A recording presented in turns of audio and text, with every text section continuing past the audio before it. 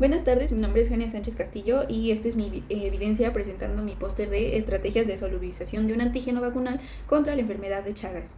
Bueno, la importancia de este reto es que la enfermedad de Chagas, pues causada por un parásito llamado Trypanosoma cruzi, representa un grave problema de salud pública en América Latina debido a la migración.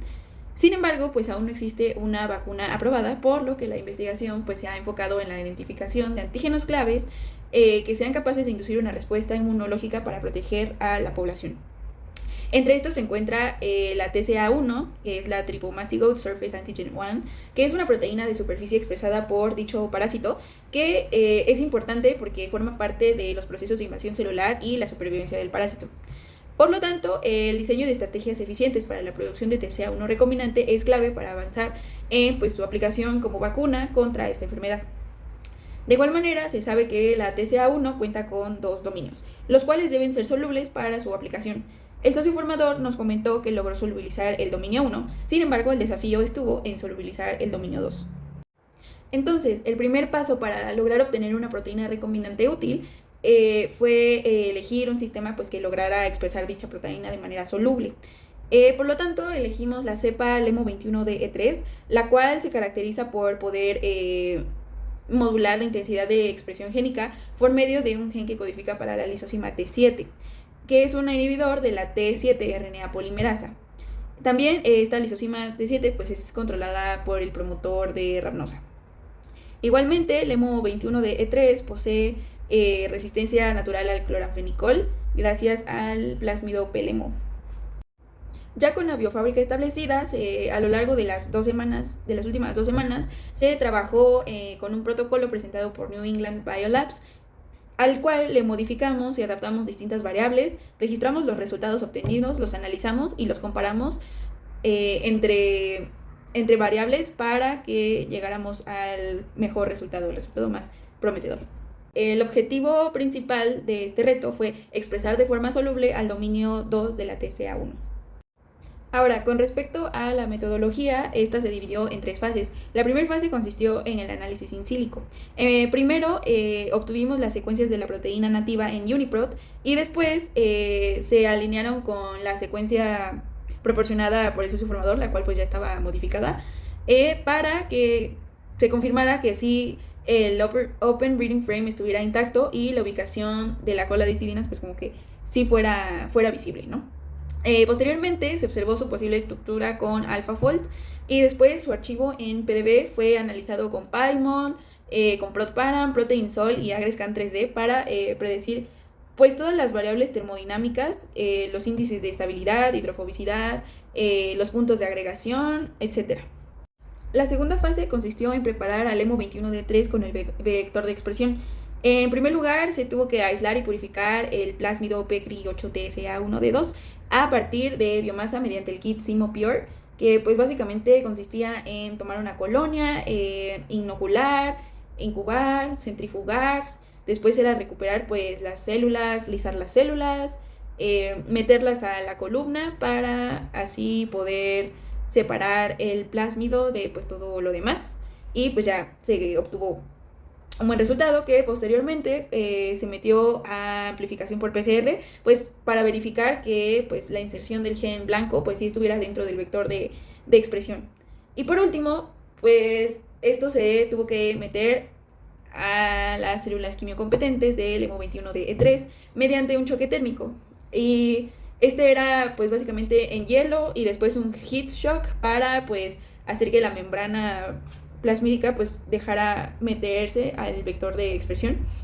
Y ya que estuvieran las células quimiocompetentes listas, se sembraban en unas placas con medio LB con kanamicina y cloranfenicol, puesto que estos se supone que eran los marcadores de selección que poseía naturalmente la LEMO21D3 y que posteriormente estaba en el vector, uno de los antibióticos estaba en el vector, entonces si se expresaban en el medio, significaba que sí tenían el vector insertado. El último punto fue el protocolo para expresar y evaluar la solubilidad, que se dividió en 2 principales partes, que fue una era la cinética y la inducción, que básicamente era cultivar a 37 grados, después medir su densidad óptica, que estuviera como en 0.5 aproximadamente, y ya que estuviera en esta densidad óptica deseada, pues se inducía con los 0.4 micromolares de IPTG, que fue la concentración constante que le dejamos a las 5 muestras realizadas.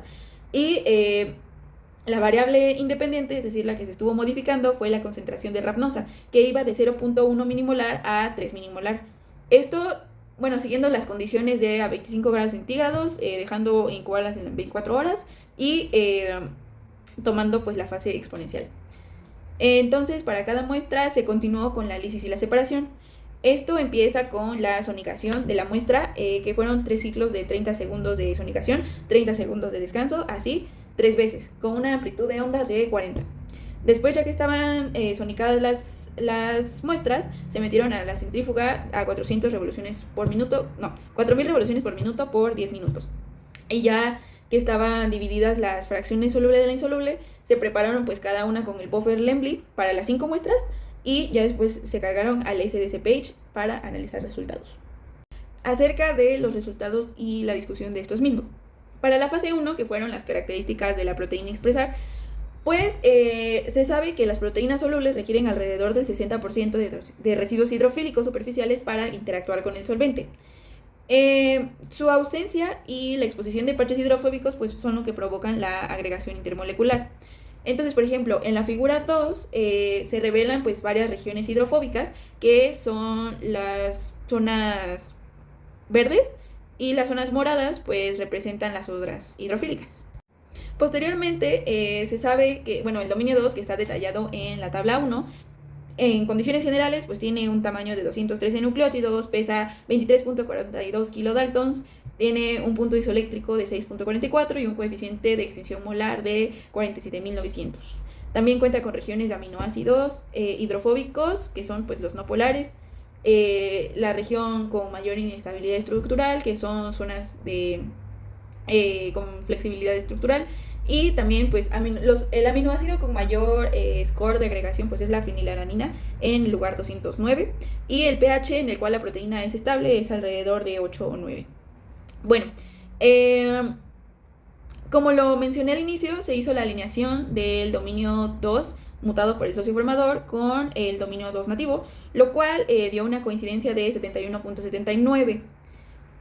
Esto básicamente confirma que se sustituyó su cisteína nativa por una serina para que esto evitara la formación de puentes disulfuro y así evitar pues la agregación. También con Agrescan 3D se determinó que la fenilalanina en el 209 pues estaba como que expuesta en la superficie molecular, y pues como tenía el score de agregación más alto, pues era la causa principal de agregación de la proteína. Pero un detalle importante es que se encontraba en el epítopo. Entonces pues no se puede modificar fácilmente, porque pues el epítopo ya no sería reconocido por el anticuerpo, y así la vacuna pues perdería total especificidad. Lo cual se puede observar en el siguiente apartado, que son los epítopos, que pues como lo mencioné también se hizo la alineación con BLAST, como se ve en la figura 3, que vienen subrayados los epítopos, ¿no? Las cuales no... Como se hizo la alineación con las dos formas del dominio 2, pues se ve que no hay alteración estructural entre sí, lo que conserva su especificidad. Y en la figura 4 se pueden ver cómo se ven los epítopos como en la superficie de la proteína. Esta visualización la hice en Paimon. Luego se presenta los resultados de la fase 2, que fue básicamente la preparación de cepa de expresión con vector de expresión de TCA1D2. Primero que nada está el mapa del vector de expresión visualizado en BenchLink. Este fue proporcionado por una de las doctoras a cargo de la unidad de formación. Y bueno, dentro de los elementos más importantes está el CAN-R, que es básicamente el marcador selectivo. Después está el gen que codifica para el dominio 2 del TCA1. Está el promotor, que es el T7, que es un control transcripcional que es reconocido por T7 RNA polimerasa. También está el operador LAC, que es el sitio de unión del represor LAC1, que pues este se libera al añadir el IPTG, que funciona como inductor para que se permita la transcripción. Posteriormente se muestra los resultados obtenidos para la electroforesis de extracción de plásmido de expresión. Aquí se ve en el carril 1 que está inyectado el PCRI-8A TCA1D2, igual que en el carril 2. Estos dos carriles presentan pues una banda bastante intensa en alrededor de 40.000 pares de bases, lo que indica una pues alta cantidad de plásmido extraído con una isoforma supercoil. También se muestran junto en la figura 6 los resultados para confirmar el inserto mediante PCR. En el carril M pues está el marcador y en el carril 1 y 2 pues ya está inyectado de igual manera el PCRI-8A TCA1D2 con... y bueno, estas bandas que se ven como súper intensas confirman que el PCRI fue pues amplificado correctamente porque se esperaba un tamaño de 587 pares de bases y se ve entre 500 y 750, entonces coincide con el número esperado. Después, para obtener los resultados de la transformación bacteriana, se hicieron triplicados de las muestras y a cada una se les contaron las unidades de formaciones de colonias y con la ayuda de la inteligencia artificial Claude se obtuvo la cantidad de DNA utilizada en microgramos para el cálculo de la eficiencia de transformación en cada placa. Se hizo un promedio entre las tres y se obtuvo la cantidad de 165.197.7401 unidades formaciones de colonia por microgramos de DNA. Este número pues se comparó con un resultado publicado por New England Biolabs, pero en este se reportaba un valor de 1 por 10 a la 7 y nosotros obtuvimos 1 por 10 a la 5. Sin embargo, los laboratorios utilizaron el plásmido de clonación PUC19, que pues es muchísimo más pequeño y por eso se obtuvo una eficiencia de transformación mayor. Ahora, continuando con los resultados obtenidos para la fase 3, que básicamente fue el ensayo de expresión y evaluación de solubilidad, de las 5 muestras que hicimos siguiendo el protocolo de New England Labs, que mantuvimos constante la concentración de IPTG de 0.4 milimolar y variamos la concentración de Rhamnosa, la muestra 3, que fue la que usó 0.25 milimolar de L-Rhamnosa, 25 grados centígrados, fue la que mejor resultados dio. Es decir, en la figura 8 se puede observar la muestra 3 inyectada, que es el marcador. En el carril 1 está antes de inducir, en el carril 2 después de inducir. Esto se puede confirmar visualmente, puesto que en los dos carriles se inyectaron 10 microlitros de muestra, entonces se mantuvo constante, lo que quiere decir que, por ejemplo, en el carril 2 se ven mucho más intensas las bandas y más oscuras, más abundantes, entonces esto quiere decir que sí hubo una inducción bastante buena. Luego está la fracción soluble en el carril 4 y la fracción insoluble en el carril 6. Esto nos da mucho que hablar, puesto que pues en el carril 4 la banda más abundante se ve alrededor entre el 20 y el 25, lo que nos da esperanza que sean los 23 kilodaltons que se estaban buscando de la proteína de interés. Y como está en la fracción soluble, pues quiere decir que sí se pudo haber solubilizado la proteína de interés.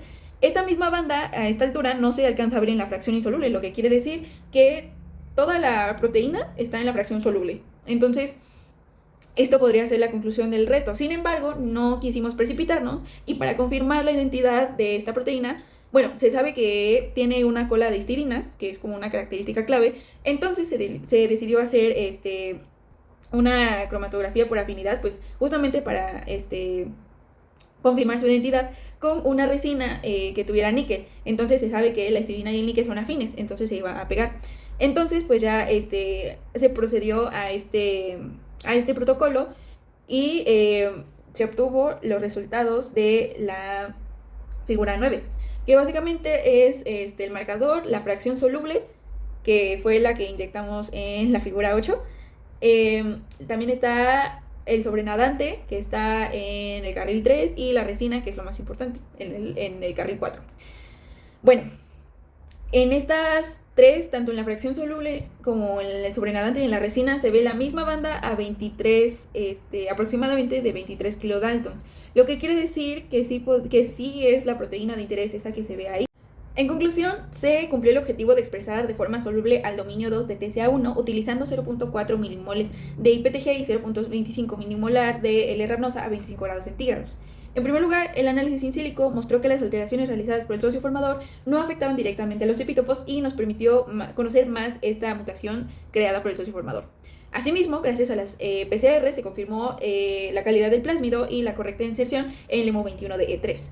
Esta última nos demostró que posee una maquinaria favorable para la solubilización de la proteína, lo que se confirmó mediante el SDC-Page y una posterior cromatografía por afinidad. Esto puede impactar directamente con el desarrollo de la vacuna del socio formador.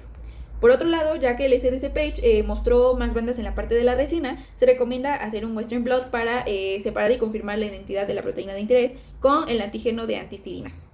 No obstante, como limitación del LEMO21D3, pues esta no puede sostener la expresión de proteínas a niveles tan altos, debido al estrés celular que puede presentar y a la carga metabólica derivada del incremento en la demanda energética.